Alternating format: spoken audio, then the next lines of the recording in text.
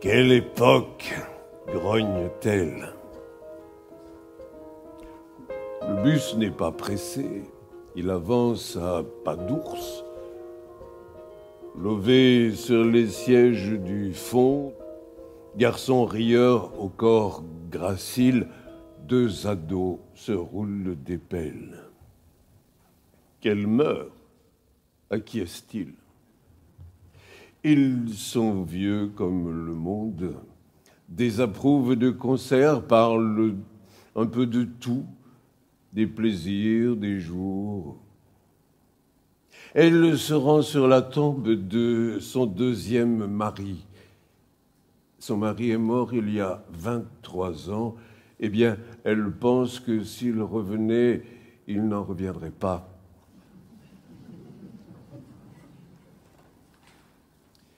Il va à l'hôpital, peut-être une tumeur. Il demande où descendre. C'est l'arrêt juste avant le cimetière, dit-elle. Je suis seul à sourire dans ma barbe d'imberbe. Tous les poètes font semblant d'être tristes ou gais, semblant d'écrire des vers blancs ou rimer si bon leur semble. Quand ils sont gais, ils abordent la vie avec le sourire, le vin sans sobriété. Tristes, ils exècrent leur nombril et leurs semblables semblablement exécrables.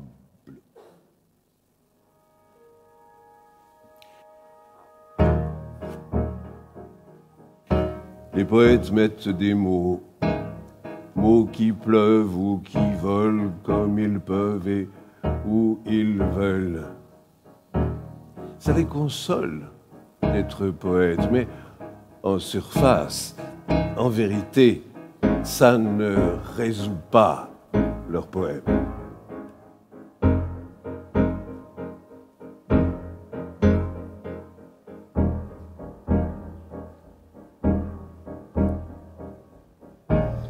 Si ton identité t'échappe, chape de verre ou de ciment, ment une fois de plus et laisse l'escalier au pied du volcan.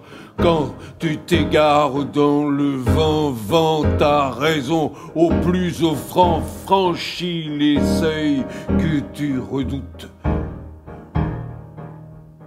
Doute de ton voyage aussi, si chaque jour de ta semaine mène à un terme qui t'enferme, ferme ta prison, cueille-leur heureuse et couvre-la de mots. Modèle ton cœur à l'image majestueuse d'une vie violente. Et prends le maquis qui te conduira jusqu'ici.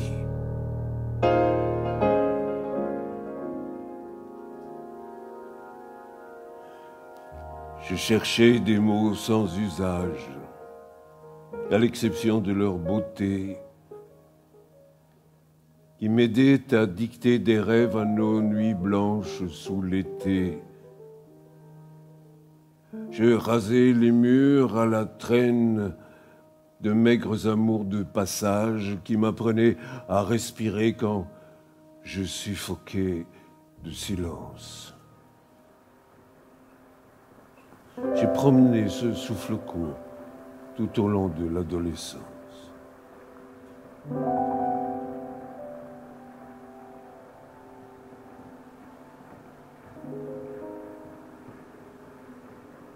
Là, si tu t'écoutais, tu ne ferais plus rien, même plus l'ombre de rien.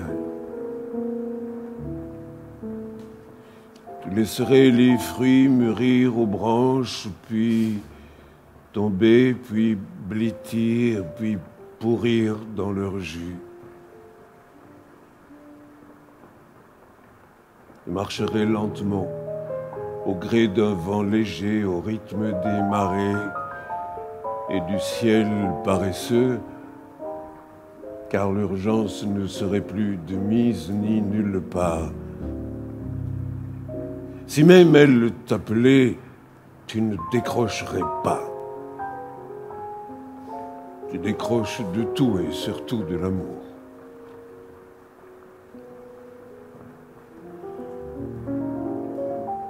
Tu t'étais inventé plusieurs vies et voici que celle que tu aimais le plus ploie, vacille et part en vrille.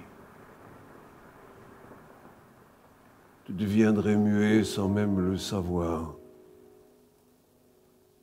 Tu garderais secrètes tes plaintes et tes larmes.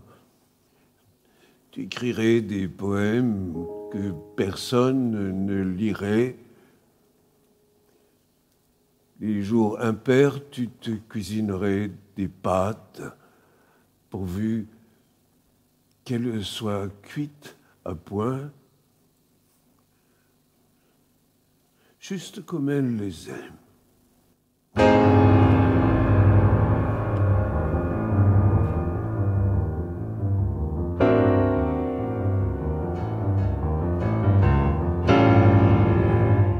Ce qu'ils ont fait au jour, à l'arbre, à la forêt, à la mer, aux poissons, à l'espace, aux nuages, à l'air, aux animaux, à la terre, à l'atome, à l'homme, à ses espoirs, au temps et à l'histoire, ils le feront un jour, avec le même aplomb, à la nuit, à l'esprit, au cœur et aux consciences, quand, voués aux ténèbres, aux esprits résignés, au silence des faibles et aux regrets stériles, vous ne serez plus là, assis les bras croisés, pour vous en émouvoir.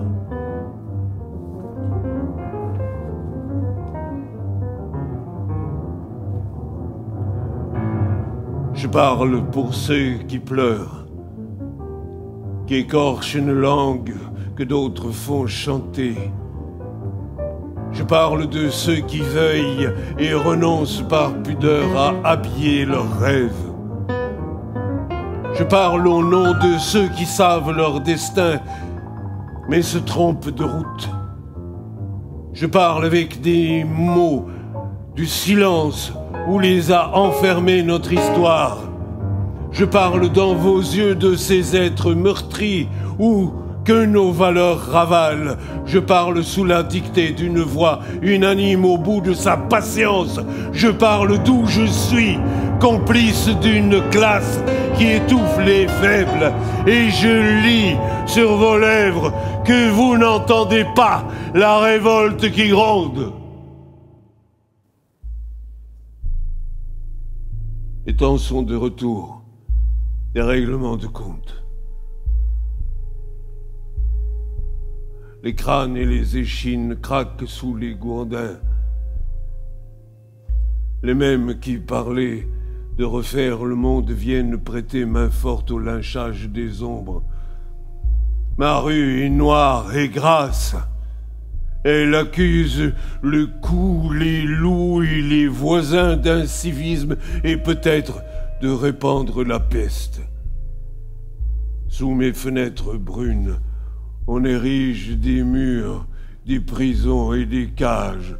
Je regarde grimper par ces échafaudages l'homme vers son miroir et pleurer l'utopie d'harmonie et de paix qu'il s'inventait hier quand il croyait acquise la fin de la menace.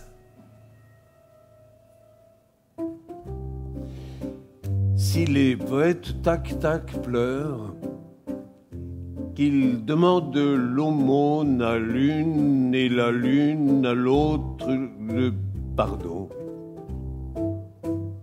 Aux amis qui quittent la fête, la petite voix redit peut-être sommes-nous encore trop nombreux à vouloir être heureux.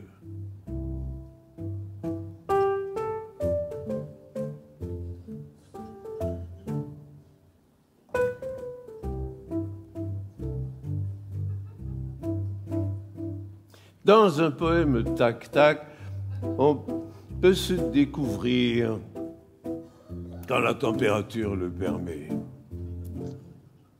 Si c'est le mois de mai, le poème tac-tac vous découvre d'un fil.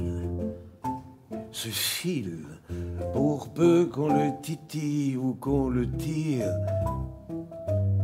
voici que le cœur vient avec.